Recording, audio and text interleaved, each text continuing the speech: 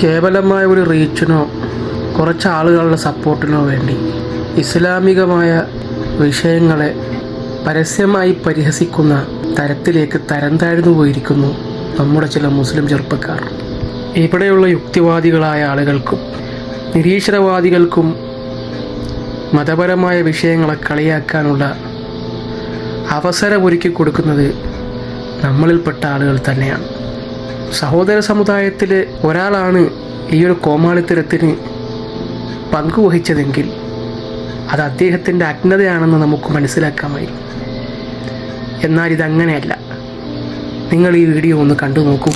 ആമീൻ. നമ്മളെ കർമ്മത്തിൽ ഇത് മലപ്പുറത്തല്ല നിക്കാണ് ശരിക്ക് പോയി പറയുന്നത് അങ്ങനല്ല സൗകര്യം ഇത് ശരിക്കും നോക്കിയിട്ട് തന്നെ എടുത്ത് പറ്റിപ്പോ എങ്ങനെ പോട്ടെ നിങ്ങൾ പറയുന്നത് അതിൽത്തു ഡബിൾ അടിപൊളി രണ്ടാം ഞാൻ മാറുന്നുണ്ടാ ഇതിനെ പൊരുത്തപ്പെട്ട് നിങ്ങളെ കുട്ടീനെ കെട്ടിച്ചു കൊടുത്തെന്നാണ് വിചാരിച്ചത്.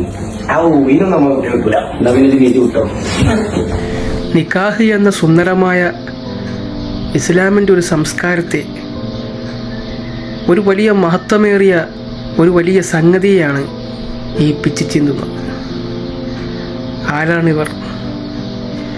വെള്ളിയാഴ്ചകളിൽ പള്ളികളിൽ വാതോരാതെ കേൾക്കുന്നത് വിവാഹത്തിൻ്റെ മഹത്വം, കുടുംബജീവിതത്തിൻ്റെ മഹത്വം, മാതാപിതാക്കളുടെ മഹത്വം, വാപ്പയുടെ മഹത്വം, വാപ്പയുടെ സഹോദരങ്ങളുടെ മഹത്വം.